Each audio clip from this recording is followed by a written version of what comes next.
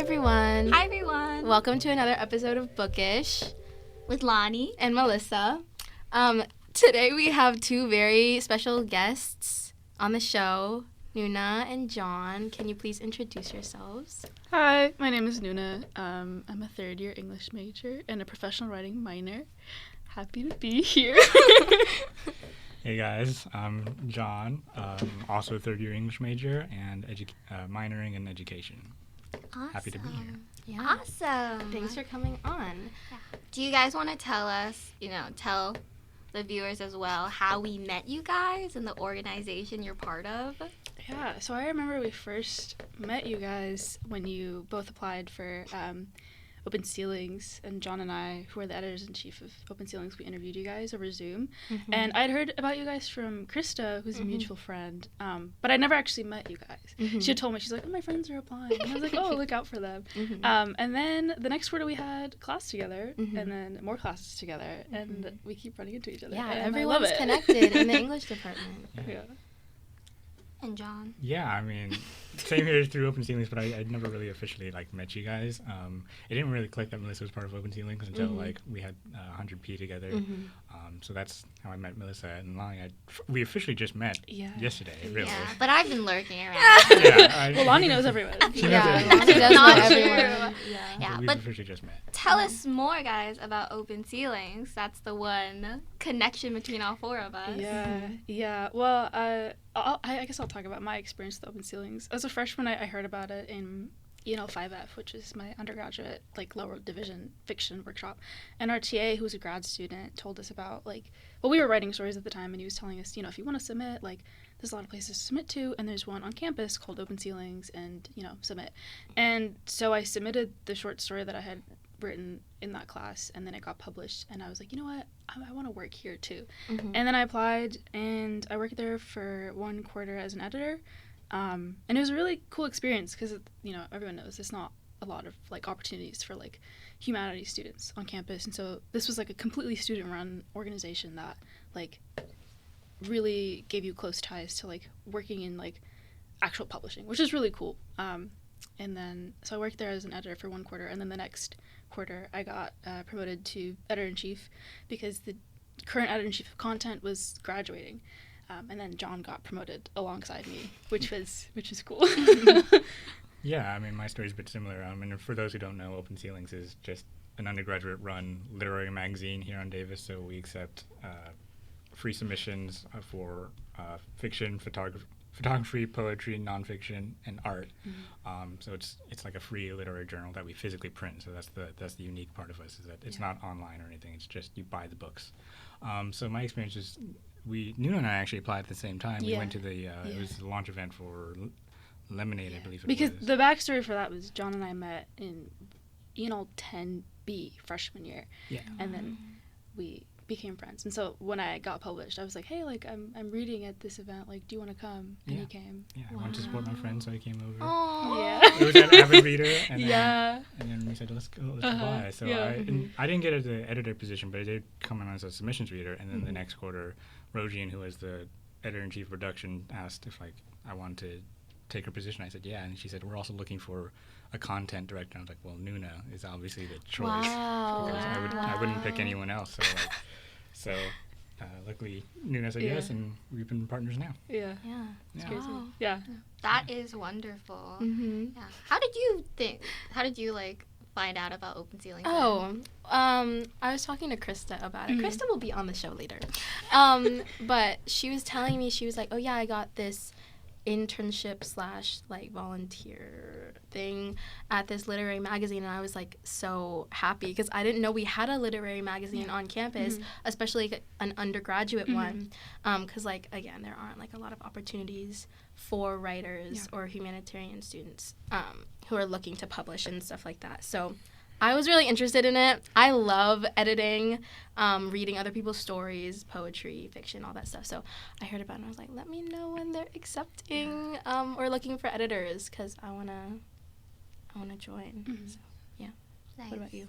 It was the same thing with you, Nooneh, 5F. I think they told everyone, if you want to get published, like, this is a magazine that publishes undergraduate writing too, which is something, like, kind of inaccessible to us, I feel like. It's like, I feel like no one really knows how to get published. Like, we're all writers, and then we write things, and it just doesn't really go anywhere. So I was really excited. It was for Lemonade too, when I sent in my story and a poem, I think, that I wrote in high school, and it didn't get, like, published in the actual book, but I got contacted by an editor, and she was like, oh, we'd like to put it on the website. Wait, I think I remember seeing your name on the website. That's so crazy. I was so stoked. I was like, first of all, I'm not a poet, so it was just kind of like, oh, this is a poem I really, really liked. This is, like, the one poem I really liked. And the story was just like, a little sad, but I was like, yes, like, finally. That was my first time ever getting anything, because I was not a writer in high school. I came in as pre-med, so when I got that contact, it was like, I was still pre-med, I still was not an English major, and that was so exciting to me. It was the first time where I was like, this is kind of, like, legit. And I won't lie, like, that gave me a lot of validation, right, to get, like, published, or just to even be contacted or be a part of, like, a literary magazine. Absolutely. Yeah, it changed, like, my undergraduate, like, year. Like, it changed, like, that's when I, like, switched to an English major. Really? Wow. Yeah, so it was definitely, like, one of the things I look back. Yeah, and now I get to be part of it. I get to be part of the machine. Yeah. It's so The exciting. mechanism? Yeah, the mechanism press. That's so cool. Yeah, I remember I had a pretty similar experience too, because I came in with the English major, and I took that workshop. It was the first time I'd ever been in a workshop. So I was like a freshman, like fall quarter, fresh out of high school. And, like, to also get, like, the email that, like, I had gotten, selected to be published, it was like this whole thing. I was like, it was very validating, because it's like, you don't, everyone's like, oh, writer, what are you gonna do with that? Yeah, what are you gonna do with that? And then for me, for to have that experience and to get, like, published, like, first, second quarter, it was like a thing, especially to my parents. I was like, look, I did it. Like, there's a future here. Like, I can do it. And that's one of the things I love so much about Open Ceilings, is, like, we are really geared towards publishing people who have never been published before, which, like you said, it's like not usually super accessible to, like, undergrads. So it's like it's like a little entryway into, like, the world. It's your gateway. Yeah, it is. Yeah. You get addicted. You're like, okay, well, I gotta submit something and see what it you get a gets high. into. The first time you get a high. It is. I still remember the moment. I was sitting in the small reading room. It was like early winter quarter, I think, and then I got the email, and I was like, oh my god. I was like, I need to tell someone about this. I think I said thank you 4 times. Like, thank you, editor. Thank you. Yeah, I first heard about it in E-Nail 40, which was my first English class, which was where I met my current girlfriend, actually. And I submitted a piece. It got rejected. And I was like, oh, I'm kind of bummed out. But I still went to the thing, and I was like, this is still cool. I kind of still want to be a part of it. And I remember talking to my girlfriend, her name's Sol, and I was like, I don't know if I'm ready to be part of that type of team. I don't think I'm good enough of a writer. And she was like, no, you need to do it, because where else are you just gonna do it? You mean you don't have anything to lose? I'm like, yeah, okay, why not? So just, like, being part, and just, like, not even, I wasn't very confident as a writer when I first joined, but, like, seeing everyone else and being part of that community, I think it felt a lot of fun, because it felt like, oh, I'm not the only writer here, I suppose. So it felt really cool. So to be running it is a whole different beast entirely. Editor-in-chief. Yeah. Climbed up the ladder. Yeah, I mean, John especially has really rose the ranks. I mean, speaks to his potential. It terrifies me every time. Yeah.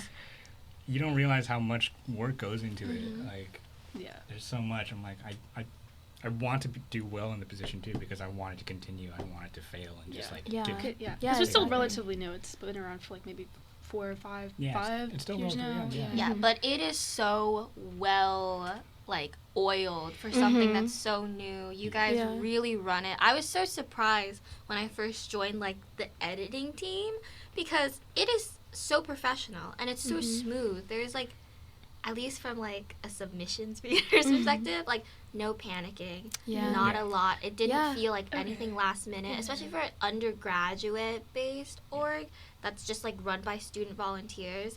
It is so well done. Yeah. Honestly, that's a relief to hear, because sometimes I feel like it's too, like, it's like, I'm, like, things are slipping through the cracks, and I'm just, like, especially, like, the first few weeks when we were being, like, trained for the role, it was like, I was like, oh my god, I gotta do this and this and this. I was like, how am I gonna, like, God, and then, like, it was like one of the, like, few weeks into the position where we had the open mic night, and then Regine and Jordan asked us to lead it, and I was like shaking in my boots. I'm like, wait, I have to talk in front of people now. I'm like, wait, I don't know what to do. But it's definitely been a learning curve. But I think we've grown into it for sure.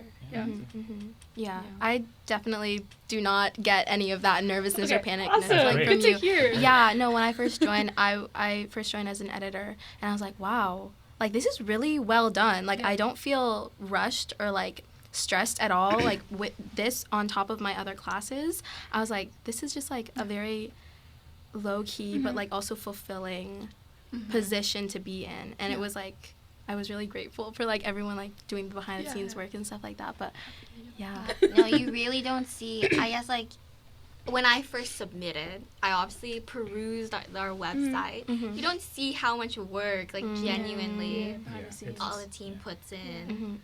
Our team, so much of our team is like, our team last quarter for our last edition, they were amazing, all of them. Like every group, all the editors, all the art directors. We had a new business manager, new grant and fundraising director. Of new people. They all did fantastic. Like they were all so driven and so passionate, and I think that's what pushed me to do better too. Is like when you have these people around you who are constantly doing it. Like again, they're not paid; they're volunteers. I wish I could pay them. I really do, because the amount of work they put Buy our printed books. The name of our website was on our website, OpenCeilingsMagazine. Wonderful student work. Actually, not all students, right? No, actually, that's the cool thing. Is like, it's not just students. So a lot of our people who get published are Davis students, because it's just who hears about it. But it's open to anyone. We've had people at the reading that I read at. We had someone, I don't know, he was from somewhere else. He was like from a different state, I think Arizona or something. He flew all the way here just for the reading. Oh my god. We had someone published 2 cycles ago who was living in Brazil, and like his friend came just to buy a copy for him, and Wow. So it's like anyone. And I've honestly even seen like I go through the website sometimes, I'm like, wait, this was like my TA. This was my TA for another class. Like this is a someone who's a faculty at Davis. So it's anyone can submit.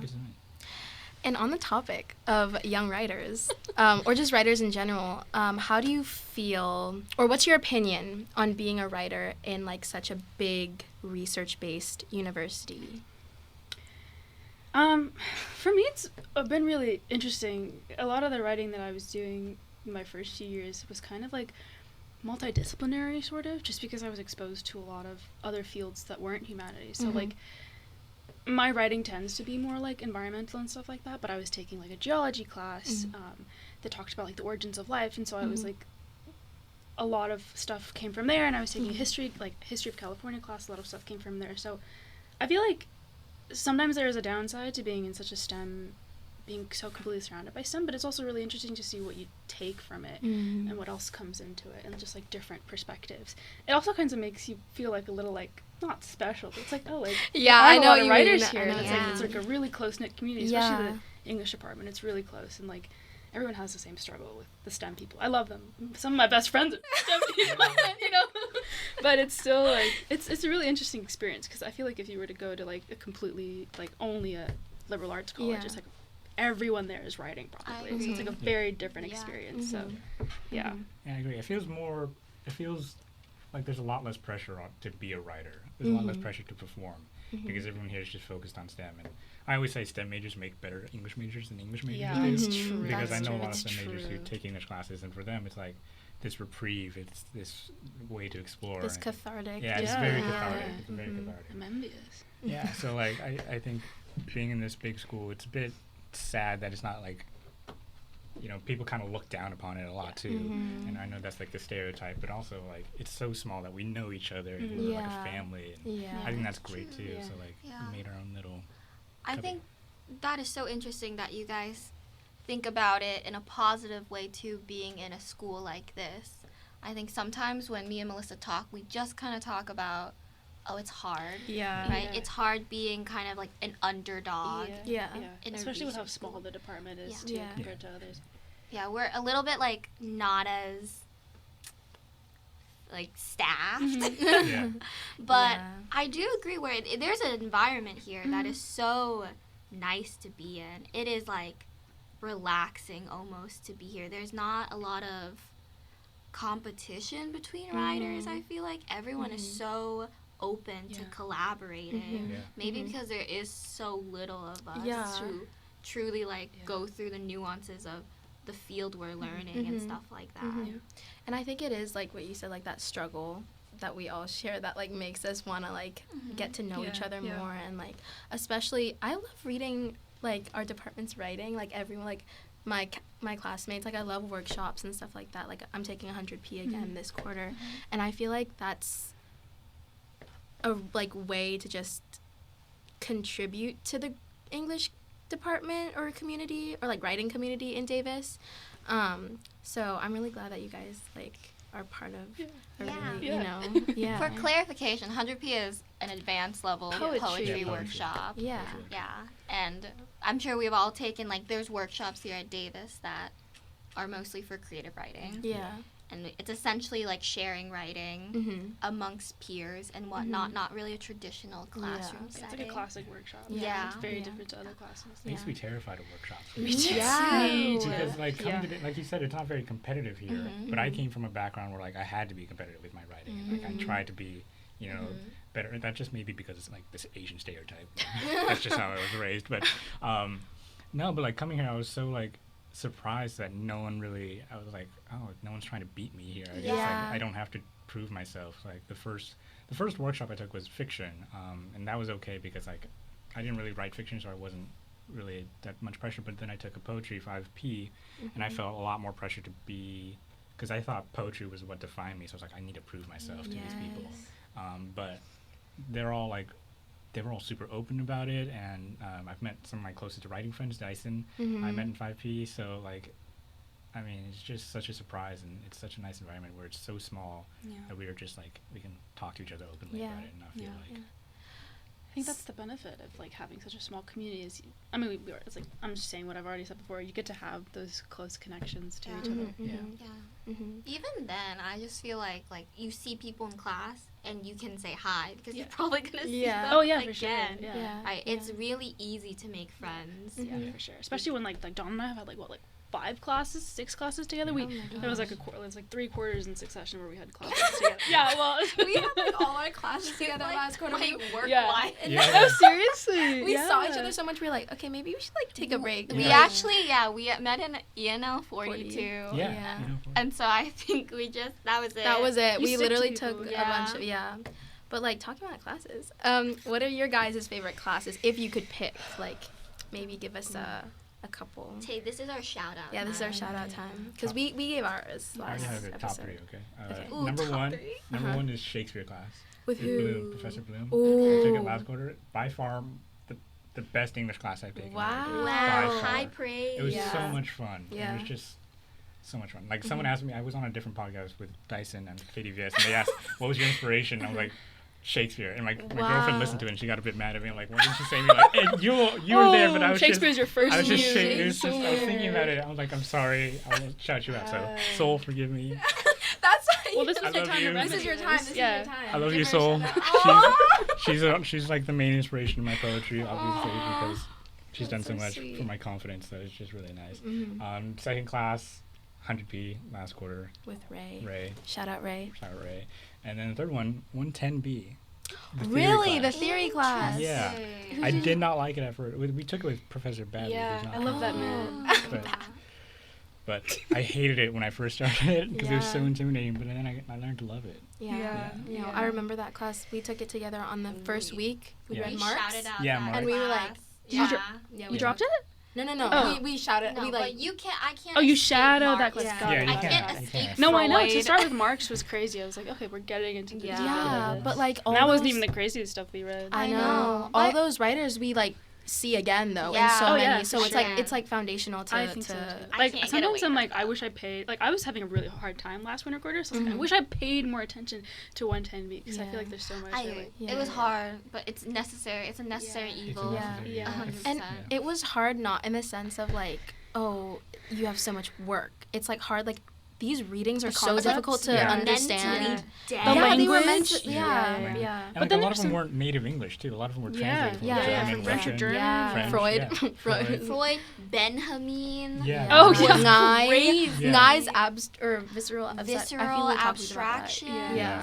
Or what was my favorite was the Common Pot. Oh, that one was good. But then it about Lisa Brooks, languages. I think. Yeah. But Yeah. that one was very interesting, but also I feel like you had to have a little bit of an understanding of Derrida.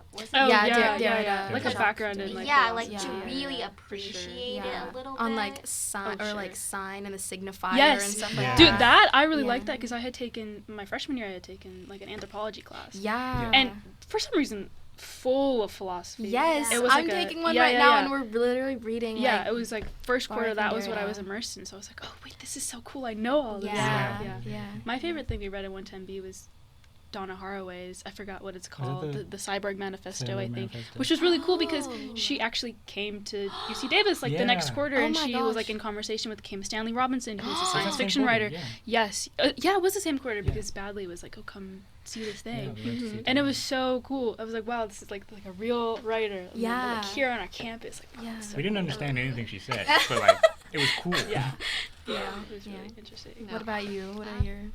God, off the top of my head, one of my favorites was we were talking about this earlier. Irish literature Yes. written by women, the 21st century Mhm. Irish women writers with Mhm. Professor Dobbins. Shout on out, the screen. Professor Shout out Dobbins. We're gonna get you. Which I took last spring, and it was such a completely different experience to any other English class I've taken because Dobbins is like, well, first he had like such a personal like entryway into the topic because it was like he's Irish, but also Mhm. like the class style is like there were no slides or nothing, so it was Yeah. like a very like you have to be very You have present. to. Yeah, exactly. And it was also like the most modern books that we've read, which Mhm. usually like we're reading like like all these old, really archaic We classics. had like Mhm. Sally Rooney. Yeah. Yeah. Yeah, Yes. normal yeah, Sally people. Rooney, But it was Sarah Baum. Yeah. No, I like there are Sarah some Baum. books in that class that are like, oh, my Yeah. favorite. I Like still- Yeah, I Sarah still- Baum was my like on my Goodreads like Yeah, wrapped. yeah. I'd read like 4 different novels Yeah, by Sarah Baum. yeah. I You love know who the- I? Oh, sorry. I love the Firestarter. That one was good I too. actually did not like that Really? one. We Yeah. don't talk about that enough. I'm sorry. We need to talk about the Firestarter. You know what we haven't talked about? Claire Keegan, Small Things. Oh, she yeah, came that out. I one just saw was there's so another She book came that out she with her came new out with. book. Yeah, I was Yeah. gonna buy it. I saw Yeah. when I was It was home or $20 whatever. bucks. It was $20. I was gonna get it, but then I was like, oh, I Like, can't make. I'm They're kinda making broke. a movie. They're making a movie. Yeah. With Cillian Cillian Cut that out. Cut that out. No, but like with Cillian Murphy, I saw that news the second it came out last year when we were reading it. Yes. And I was like, okay, yeah, like Cillian when are we gonna Murphy- talk about this in class? Yeah, Keep I saw Cillian Murphy's name. I'm like, ooh, and then I saw Claire Keegan's name, and I was like, Yeah, oh my yeah. god, jaw drop. Like, yeah. it was. So, Yeah. I'm so. I think that book I- is a beautiful book. It was so I good. think Yeah. anyone who even doesn't like reading would love that book. Yeah. It is such like a simple but like really emotional. Yeah, Yeah. it's like it could be considered a short story. It's so Yeah. short, I but think it's you'd so like it. What's it emotional. called? It's small things like these. It's It's not very short. simple It's like a It's not in simple. the sense of Right. like the themes and plot it handles, Yeah. but the way like She- it was it's written very accessible. Yeah. was so easy to read. Yeah. Especially coming from what was that first book we read? Oh, The Um, Gathering. Yeah. That one where Anne it was Rice. like Anne you Rice. had to pay attention Yeah, a lot, yeah. right? Small, which is also like Yeah. that was also I really like that book Yeah. too. Mhm. But the thing is, like this book, Small Things Like This was like a movie. It Yeah, passed it by was me. very, This It's was, very like emotional, like Yes. like Yeah. language, like the images were very Yeah. emotional. Yeah. Like that's where like the Yeah. gravity of we it dealt came with a from. lot of mature topics in that. Oh, Yeah. absolutely. Yeah. Which was like Yes. really difficult. refreshing, but it was refreshing But at it the wa- same yeah, time. yeah. Because like I feel like Dobbins portrays it in like a way where we were like he was like making it relate to us. Yeah, and we were yeah. like, oh, that makes so much sense. Like, Yeah. and it's such like a heavy.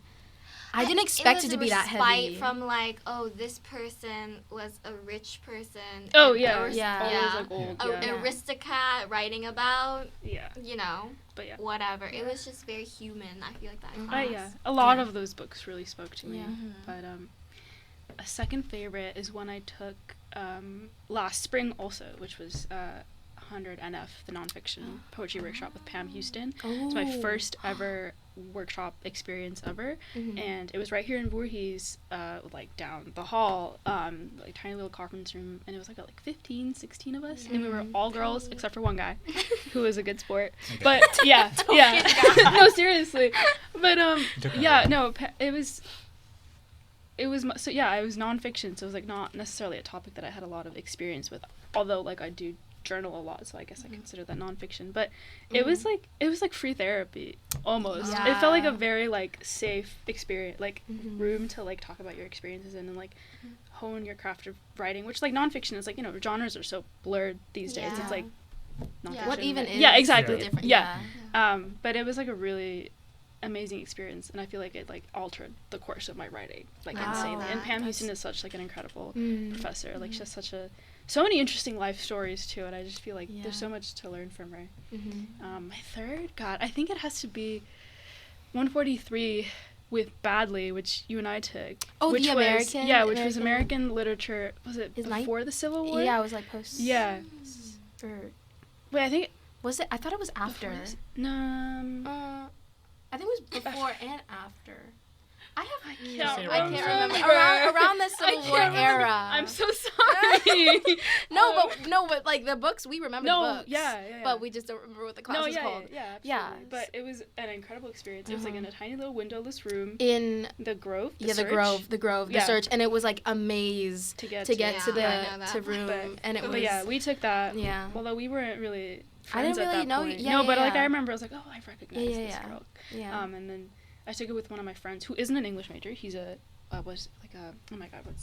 global disease biology major, and he's an English minor. So we took it together. But we read Walt Whitman and Emily Dickinson in those classes. Those are the ones that stick out. To me. Like I'm not a big.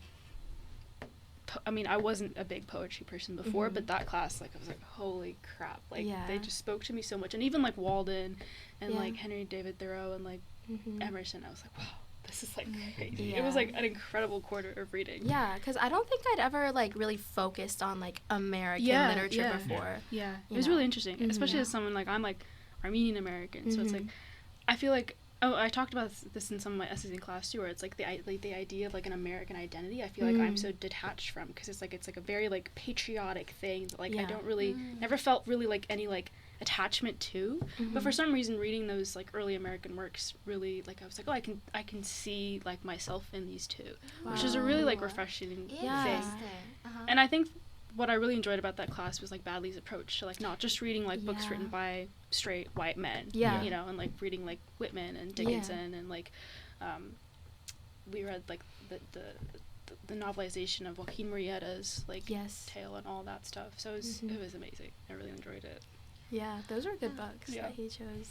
I liked his teaching also. Yeah, I know. My son, please come back. Please come back. If you're listening, please come back. Okay. I have like a bigger question then, because you guys work for Open Ceiling, which like its premise is being, you know, kind of an amalgamation of like diverse writing, right? And then you guys make it accessible for writers and readers. So what type of, you talked a little bit about this, but like what type of writers are you guys, and how has that kind of manifested into the work you do as editors, the work you do as writers? I know you have a book, John. Like what was that process like writing it, going through making it like a material thing? That's a deep question.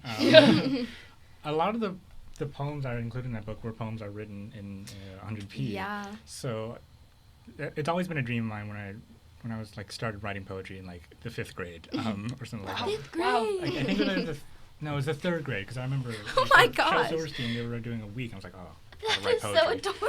And I still remember the first poem I ever wrote. I still have it somewhere. I gotta find it. A 3rd grader with very deep I thoughts. know, that's so cute. But it was always a dream of mine to write. At first it was a novel, but then I was like, I don't have the attention span of a novel, so I'm just going to do poetry because that's easier. Easier, in quotations. But I think the process, I'm in a space now where I could have done that, because back then I didn't have the experience. I was very naive, didn't know anything about poetry, didn't know anything about publishing. So being in Open Ceilings particularly informed me a lot about how that process is, and just like we use InDesign to lay out our books, so like that physical process of like laying out the books and designing it. That Open Ceilings taught me that and how to publish my own book. So I self-published through Amazon's KDP, which is the same system we use for Open Ceilings. And what is the name of your poetry collection? Oh yes, of course. The name of my poetry book is Monocopsis, noun. That's part of the official title.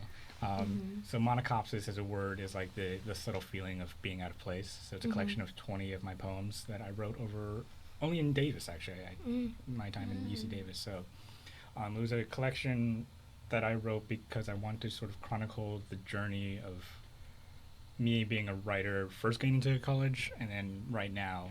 And I feel like right now I feel a bit more confident in my writing, especially after like the workshops and just being in this community. So I want to sort of journal and mark how like I've grown, like how my poetry in the beginning was very hesitant and not very confident at all, whereas my poetry now is a bit more able to stand in its place. I won't say it's fully confident, but it stands on its own, though. Like the poems that I've read, John's poems are really good, by the way.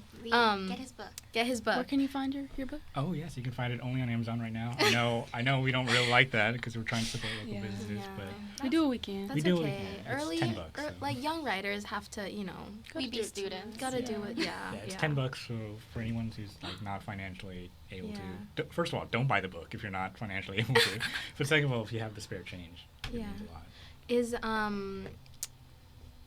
Is the 12-point Roman Yes, or Times New Roman in there? that poem's in there. Yeah, That one was One of my good. favorite- That one was really good.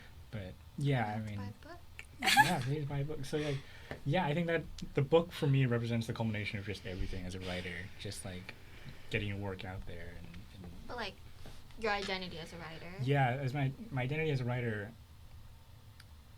I think after publishing the book, I wasn't as excited as I thought I would be when I pressed publish. I'm like, oh, this is kind of interesting because I did it at 3 a.m. I was alone. I was like, I was home for winter break when I was doing it, and I just felt like I realized like this isn't really me. I still want to write more. Like I still want to publish more books because I thought after I published the book, I'm sort of done. I guess like I did it, but I was like, no, I want to do more now. I feel just more inspired. So like my identity as a writer isn't necessarily tied to the book anymore, or tied to being published. So like this little journal I have right here, I've been writing more and more poetry since I published that book, and I'm fine with just keeping them in the private space. I think that's really cool in the way that you can kind of like see that switch or like that shift when you start writing for yourself rather than writing for like a workshop or a class or something like that. So being able to publish isn't, or like monetize your writing, that's not the point, that's not like the goal. Yeah. So I think some people kind of think like that, like, oh, like what can you even do with writing, you won't get money, but like that's not exactly the whole point in writing. Yeah.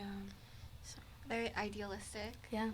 Like we write to write. We write because we like it. Yeah.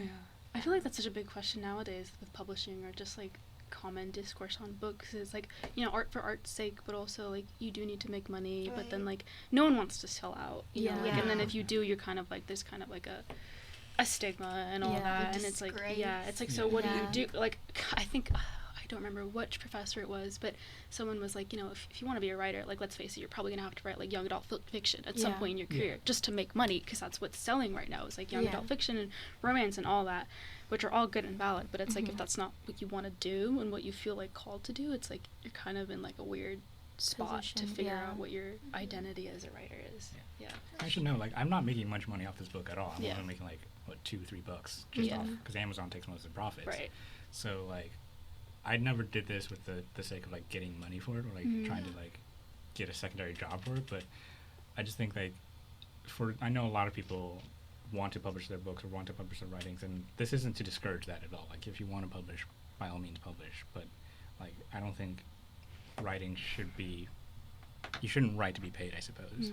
But we are in a very privileged position. That is true. Like, we have the ability to write, just we don't have to worry about it. But it's always nice to be paid for it. Always nice to be paid. That's the thing. It's like this idealized, like, oh, I wish I could just write to write. I want like a patron? Yeah. Like, you write so good, just keep writing and I'll pay for your groceries. But like in this economy, like it's not really. Yeah, people can get sponsored for like sports and stuff. Yeah. That's so true. Yeah, but I feel like books are making, I don't want to say a comeback, but like they're going we're moving towards a right. Yeah, but I also feel like there's this weird disconnect, because did you guys hear about that, like someone came out saying like, oh, like kids below the age of something can't read. The reading level, yeah, the reading level is going tanking, down. But also, libraries are having so much more foot traffic and like that whole like the growth of publishing houses and stuff like that. Like, I don't know. It's like very. I mean, our like modern times really reminds me of like the medieval ages, and this is like I'm reaching for this metaphor here, but it's like, you know, like they had this like terrible time where like you know, people were dying, like it was just like an absolutely terrible time to be alive, but there was also coming out of that like the Renaissance and like this like literary revival, and looking back towards like, you know, classical literature and stuff like that as like, you know, to remind yourself of like, you know, what is possible through like language. And I feel like that's the era we were in now with like, you know, COVID happened. That was like, you could compare that to the plague worldwide. And at the same time, people were stuck in their homes and like writing books and like, you know, writing songs and stuff like all that. And there was like this huge like flourishing of like art and music that came out at the end of the pandemic. My stomach growled. I was like, what am I saying? It's funny. Sorry, I'm really hungry. sorry. No, you're good. Okay. You're hungry for more literature. That is a great. But that's like, I feel like what we're heading into is like, you know, you see things are becoming more refined almost, and people are like spending more time. Like, I mean, like the pandemic changed everything. Like, you know, the work day and like working online, working from home, like that's completely different. So it's like the avenues are opening up. I think we'll end up in a good place. Yeah, we're not out to there. be like, not to come at it from like a literary theory perspective or like a Marx perspective, but I feel like there are like these phases, you know, in human history, and like I feel like COVID has definitely kickstarted a new, you know, age of like art and how you can produce art, what art is produced, you know. It's also becoming so much more hybrid. Yeah. Like it is like you know, genres are completely shifting. Like nothing is ever like one genre anymore. It's always like mixed and all that. So I think we're heading in the right place. Das Kapital 2, Electric Boogaloo. I was gonna say, I don't want to be like, you know. We're writing a new version. Yeah. From Yeah. a college student's perspective. I think that was great. Medieval times. That connection is great. Yeah. I do think like it's becoming kind of like people are craving for like a return of nostalgia kind of right now. Right? Because I feel like it's like almost like a reaction to the influx of like AI and, you know, just like this like really electronic world now. People are starting to try to find comfort in older things. I feel like it's like a rejection of everything that's happening. It's like two simultaneous things existing at once. Yeah. And I feel it too, right? We have like Open Ceilings is like a popular, like you guys get submissions, you know, and we get submissions from like different kinds of people too. It's not just like writing is now not just like limited to writers, and also like you said, like now we see like crossover in different disciplines. I think that slowly things are just merging into each other. I do have a point too about like the AI. You mentioned that, and that's a good point. Like AI is coming into so much more of its own. I think it's always been coming into more of its own, but I think now it's being more publicized and more popular. And I think that people are trying to like are writing in response to AI and response to technology. But I also think that technology in itself is a pretty cool art form in and of itself too. Like the first day of 100F, Professor Corinne asked all of us like, "What's your hot take on an AI?" And I had to be like, I wrote AI for a while, so like I have a background in computer science. So like for me, a lot of people said like, "Oh, I don't like AI. I don't like where it's going." But for me, like, I don't really like that they're feeding artists' work without their credit, without their dues. That's obviously not right. But like the AI itself, I think if you look at like the coding and what we're doing, it's sort of like, I think of AI as a response to poetry and art and writing. I think like coding has become so much of its own language that people are. AI in and of itself is a poem. Like it's starting to learn. So I think if you can program and if you can appreciate that fact of it, it's still like in its infancy and we're still experimenting, but I think it's still pretty cool, and I look forward to see how it maybe we work back together. What's your line? What's your ethical line? Where like like what's the boundaries of AI? I think a lot of people in the English department at least are for AI. They're so into it. But then that pose like a lot of professors, right? They'll be like, I was on ChatGPT for like 2 hours yesterday. Well, I think it comes with a caveat.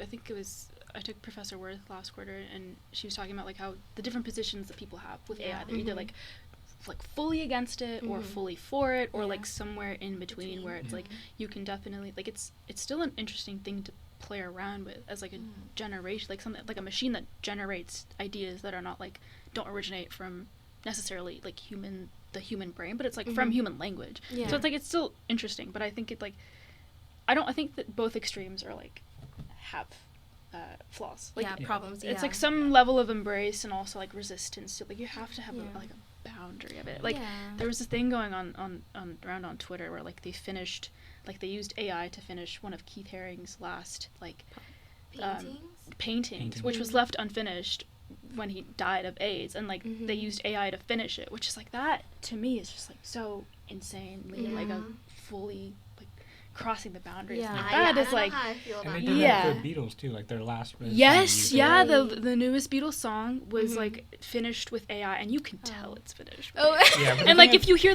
like my brother showed me the demo, and I was like, this is so dystopian. This is so dystopian. But the thing is, the AI, like when I first read it, I was like, I had the misconception that they used the AI to replicate his voice. Yeah. They actually just used the AI to separate his voice from the tracking of the music. Yeah. So I think people will say AI in sort of like a buzzword, and like not everything we have is AI too. I think that's also we need to address. But definitely, like I think people have their valid reasons. I think artists should be credited, and I don't think AI should replace artists. But I think from like a computer science standpoint, it's sort of like Oppenheimer and his bomb. Oh yeah, for sure. And like he doesn't know what he was. He's just obsessed with the science and trying to get into it, and I think that's what we're heading into right now. Yeah, exactly. Very Frankenstein.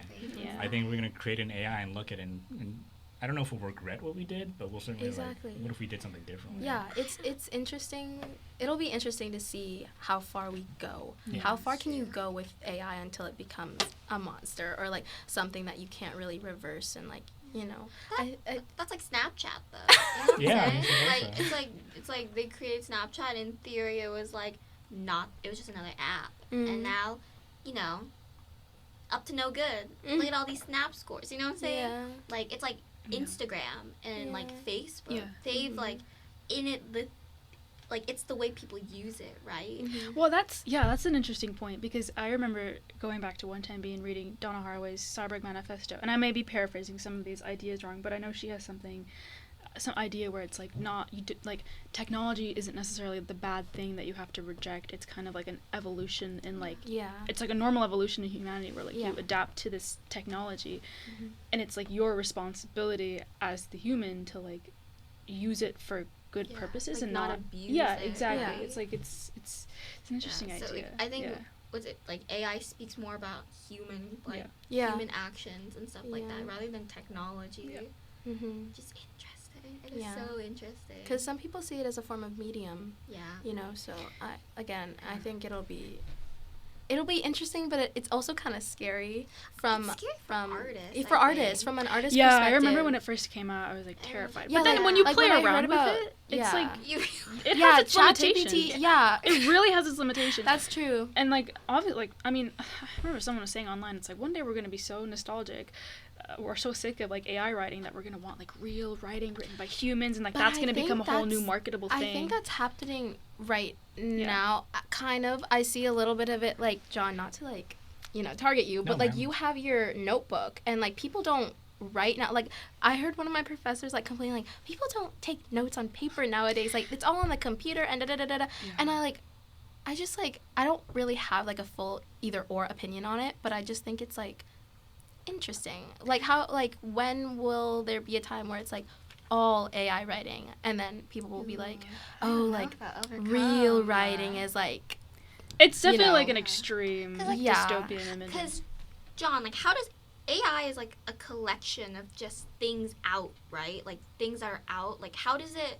Because you know how there's like I forgot. It was like someone was freaking out about this AI creating like new math. Oh, no. And then and I was trying to figure out like, is it really new? Right. Like what like crazy thing is this AI creating? If it is creating anything, can it create? Or is it just synthesizing? Well, I think from my understanding, and John, you can clarify the things that I say wrong, but it's like it takes from like a general pool of like already existing knowledge and language, and it just like takes bits and pieces out of that. Yeah. So it's like it comes from somewhere, but the making new stuff, I mean, that's the main goal in any programming is to have AI create something on its own. Yeah. So like the way AI does work is essentially programmed as a neural network. So it's trying to replicate the human mind in terms of layers, and it learns from like its previous mistakes. So it is given a pool of information, as you said, Nooneh, and it's just a massive, like, it's not just like 500 stories. It's like terabytes and terabytes of stories. So it just pulls off things from the internet, whatever you needed to look at. So like I programmed an AI where I wanted to detect images. So what I did for like a year is take photos of everything I saw, then compile it, and then just show it to the AI. And it's basically pattern recognition. So it's saying, oh, this is, you tell it what it is first. So it's like training an AI. It's basically like telling your kid, like, oh, this is a water bottle. Like, oh, a water bottle. And so it just develops a pattern. So it hasn't created anything new per se, but it's like when you're an artist and you see someone's style and you're trying to replicate that style, but sort of turning it into your own. It's just merging those different styles together. So that's why it sounds so robotic, is because it hasn't really nailed the human part of it. I think the issue is not necessarily like the taking from bits and pieces. It's just the taking when it doesn't have the right to. Like when things are copyrighted. That's the issue. Yeah, it's copyright. Because I don't know, is it ChatGPT or one of the other big ones where they're like getting sued and they might have to completely rebuild their database from like zero? It's because I think they take from some part of the internet, and on it there are like writings from actual people who did not consent for their writing to be used in teaching or this AI. I think even as Google Docs or Word is like taking from your writing, like it's like using the writing of the people who use their program to like use for their AI or something like that. Yeah, they take it off of, so every time you use an electronic device like your MacBook, it takes information from you. It's what we call big data, and they'll always take it from you. Even if you say don't take it from, they'll take it from you. So just so you know, we already know everything about you. That's coming from my background as a hacker. But yeah, so basically anything you do. Wait, we just completely glossed over that. He dropped his lower and then he went. My previous experiences as a hacker. Anyways, I'm on a watch list. Boom. Yeah. I'm Everyone's certified. on a watch list. Boom. My name's not actually John. Well, how do you think you got the position of editor-in-chief? He's like Creed Bratton. This is all false. He's like Creed Bratton in the office. He's like, quality control? Who's quality control? Anyway, your background as a hacker. But yeah, I mean, big corporations, Google especially, has all your information there, and they don't tell you this, but they just kind of sell it off to different companies. So like ChatGPT probably just bought it from Google. That's a whole different like problem. It's just like you can't separate. I've heard this where people are like, oh, it's AI. It's like part of. It's like inherent. Good job. Let me restart that. I've heard people talk about how like AI is inherent in, you know, the future with like the rise of technology and stuff like that. But like you can't separate it from the ethical dilemmas of like these are actual like real people who are creating these things, and you're just feeding it into a machine, and that machine is like spitting it out, but like calling it its own. You know, it's like that weird like. It's that self-driving car thing. Have you guys heard about that? Yeah. That one TED Ed video. What did you hear about? It's like if like a car is going to be like, it's a self-driving car, right? So it's like a robot. Yeah. Like what person does it hit?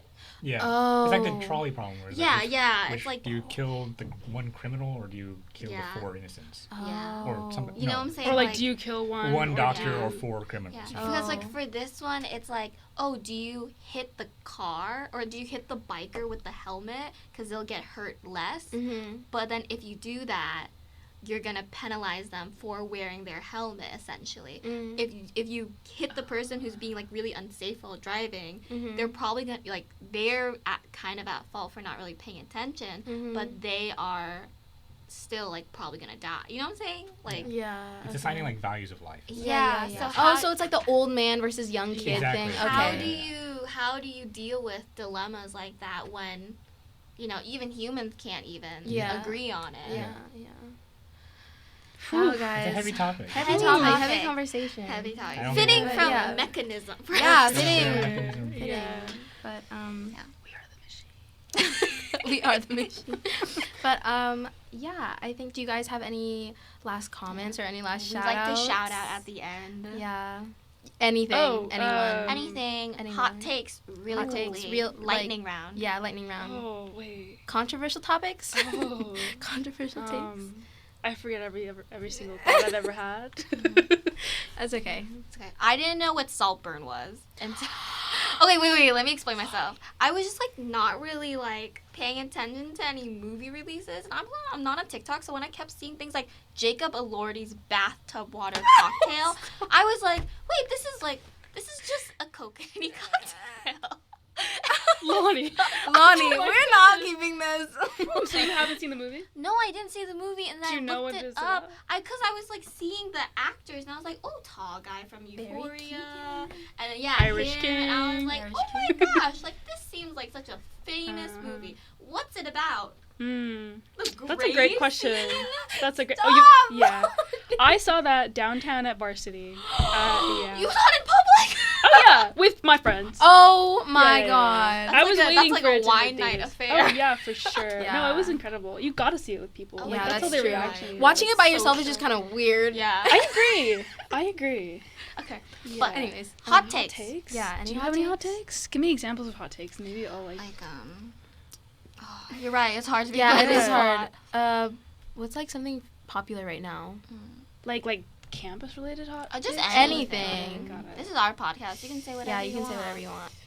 Don't curse, My hot though. take. My hot take is that sometimes you know how well we've talked about the STEM humanities split on campus. Sometimes I feel like humanities students have way more work to do just because our work takes a lot more like mental capacity of like thinking. Yeah. That sounds really bad to say, but but I it's just understand. like It's like it's more this- yeah, subjective than like exactly. being like, Someone's oh, gonna pick a math. ball. Right. No, I know. It's Yeah. not just like reading a math. Whoa. Oh. Oh. John, John in or a sense, whatever his name it's- is. wait, Mad at you. No, it's like that. It's like think that. this Like, is- it's like that. He was like, no, in the sense that no, Oh. no, but it's like No, let me it's explain. It's that like it's formulaic versus there's patterns. Yeah. I mean, okay, there's patterns you can follow in writing. in both, but like Yeah. I feel like there's a difference between like reading a math textbook and like understanding the logic of it and reading like He's gonna hack your ass. no. He's gonna sell reading, more like, of your an information entire- to Google. John, please. No, I get it. Reading an entire book and having Yeah. to understand it It's and like like you can Yeah. if you it's like I was pre-med, right? So if you got down how to solve like this is how I do like linear algebra, like you know how like this is a certain like how do you solve what's it called? Like a differential? differential differential. equations. Yeah, this is how I solve this kind of Right. thing. I can identify it, and if I do it enough, I can do it faster. Yeah. I don't think I could ever speed read a book. Right. Yeah. You know what I'm saying? And It like just pretend to takes understand. more Yeah. time Sure. to just read a book. So Yeah. like we have the same amount of coursework, but the coursework itself takes longer.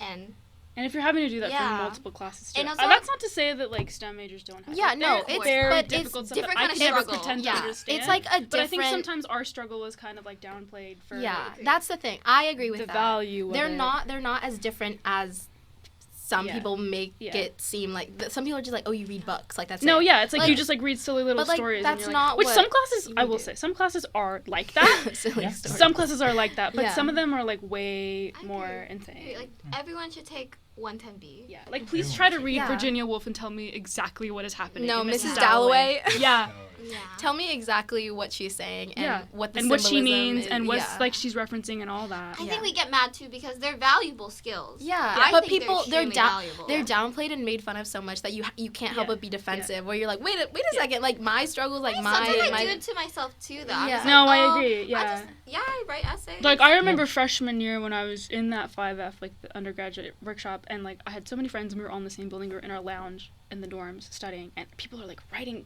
chemistry equations on the wall. They're like Yeah. figuring all this They stuff do out. There's like that. 10 different people in here studying STEM, and I'm just sitting here writing my little like essay. short story and all Yeah. that. And I'm like, gosh. yeah. But you But have a there's moment of reflection. it's different. Yeah. It's different, but it's okay. it's just like you can't compare it. Yeah, you can't compare with black it. and white yeah, logic. Yeah. I- So I- you can't say that one is Yeah. technically like Yeah. so much harder than Yeah, the other one. You know what I You mean? can't objectively say it. But I took a chemistry course last quarter, and just like the way I'd study was so drastically different too. Like for chemistry, it's mainly just like watching Khan Academy and like, crash course and memorizing things in terms and crying. A lot of crying. I cried so much. I understand. I cried so much. I cried so much. But then like studying English was just me writing and just kind of sitting down and thinking, I guess. Yeah. But Staring at a blank wall. Staring at a blank wall, like pacing around. And It's definitely more existentialist. Yeah. Don't you ever like feel like I've read books where I'm like, I have to write about this. No, I know. And like I have to think about my own life. Yeah. And like compare it with like human history and stuff like that. And it's like, what? I have that experience every week where it's like, oh, like you'll just be randomly assigned this essay or this book, and it's gonna completely change your life, and you have no idea. Yeah. Now you have and then to you're write just supposed to like 2,000 live with words it on and it. like write about it and then leave it. Especially which the is like 110B essay that we did. Yeah. Having to write an essay about all the abstract theories. That was tough. I will say that I feel like part of my like hot take energy comes from like I don't know if you guys keep seeing these, but I like on my Google suggested articles every other day I have one that's like the English major is coming to an end, the English major is dying, humanities is dying, like so many, and they're all like articles like replying to everyone else's opinions, and it just pisses me off so much because I feel like it is true, like these departments are slowly like dying, like they're shrinking, the money like, is like shrinking, like it's and I'm like, hey, we're still here, but it makes you mad because it's kind of true, because it's like that pressure from like, I don't want to say like society to be like, oh, like this isn't important anymore, like this is the age of technology and like AI, and you should like learn how to do computer science. Sorry, John, but like some people don't want to do it. Yeah, you do have the best, but like some people are just like, I don't want to do that though. Like, why can't we just, have? And it's really disheartening to see actual like full departments at different colleges closing down. That's true. Because many people admission who is low and all. It's really upsetting to see. Yeah, and that is a good hot take. And to see people writing about it so flippantly. I think this is important to talk about too, because the more like underfunded we become, it'll become more of a privilege to become an English major. And that's when I feel like if you're not teaching people or giving them the tools to write stories about themselves, you're not teaching it, like the people who come here, to Davis, a lot of us aren't like rich people, right? A lot of us are like financial aid, like we're dependent on financial aid. One day, like, that won't even be an option. Taking out loans to get a bachelor's degree in English will not be an option to a lot of people. College, like, more people are going to college, but it's not getting cheaper. So the more, like, just the little options we have, the less diverse stories we're going to get. Because people won't be first, like, reading them if they're not being produced. And they're not going to be produced if people feel like, oh, I can't really be a writer right now. Obviously, like, we all know, like, writer and teacher, writer and this. So it's important to talk about. And I think it's important to get angry about. We saw, like, SAG-AFTRA, how, like, affected people can be when that happens. Like, it was a little bit, like, apocalyptic to me. It completely changed everything. I think that was like a good like nudge to be like, this is what it would be like if you didn't have any writers, or if like you continue on putting this profession down and this like and they study. won they won their strike and all that, and it was like a huge, not just for like screenwriters and movie writers, but unions around. It's huge. I love unions. Hot take, I love unions. Guys, I like unions. Part of a union, and I stole a pen from them because they do take some of my salary, but like, okay, I'll take your pen. Hot take. I just kind of like really casually take things from school that are not criminal, but I'll like your tuition is paying. If there's sparkling water, I'm taking like 4 cans, and then they'll be like, "What are they gonna do?" Be like, "No, don't take my sparkling water. You had it out." You looking for a bagel last night? Oh yeah. Okay, because I was really hungry. But oh my god. If there's free bagels, I'm gonna go get it. Yeah. Well, if it's free, like that's a 12K bagel.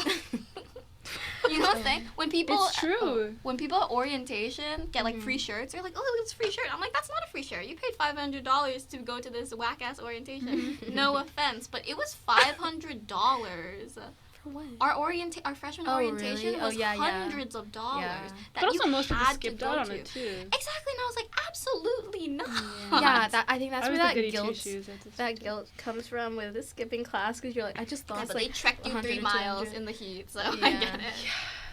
Yeah, that's my hot take. John, you got any hot takes? We have like 7% left. I Yeah. don't. I'm not very opinionated. I feel like Aaron Burr. Aaron Oh. Burr. Does that make me Hamilton? Bro, what does that make me? We can be Lafayette and Washington. Yes. Okay. Yeah. So we all had. After Hamilton. when I was watching that play, but this is a sort of tangent. But when I was watching that play and I saw how Aaron Burr acted, I'm like, oh You no. were like, I identify. That's your hot take. You are That's Aaron me. Burr. You know what? That's I me, see and I feel it. like- I'm That's like- so Yeah. crazy. Like, Can you just start singing? I want to be in the room where it happens.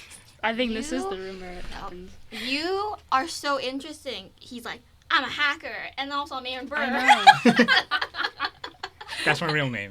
Yeah, that is. I He's a killed sleeper Aaron Burr. agent. He's just Aaron Burr. Everything I learned about Okay. John is Like, shocking and slowly surprising. unraveling Yeah, itself. no, seriously. He'll be like, cooking I've been dinner trying to and be figure out like, his music "I'm taste for the past 68." years. Music taste. That's your hot take. No That's one an will ever excellent know. question. No one will ever know. Only one person in this world knows what my music taste is. What? Michael? Do you have a Okay, I Spotify? got it. I do. And no one knows Looking it. for it. No one knows it. He's a Wow. gate- he's just Everyone, gatekeeping. try and find John's Spotify. I'll hack you all. I'm Big Data. Anyways, thank you so much, guys, for coming Yeah. on to our Yeah. Thank you for podcast. having us. Wonderful. This is so awesome. Yeah. We'll invite you back. Don't you worry. Yeah. And I like how we're like, 30 minutes. It's been like an hour. It's okay. No way. Yeah. Yeah. But thank you so much for coming, everyone. Please check out Open Ceilings as well. Wonderful, Yes. wonderful work that And they do. submit. And Yeah. please submit and check out John's poetry book. Yep, Plug it in one more Monocopsis. time. Yes. Monocopsis, I will spell it out.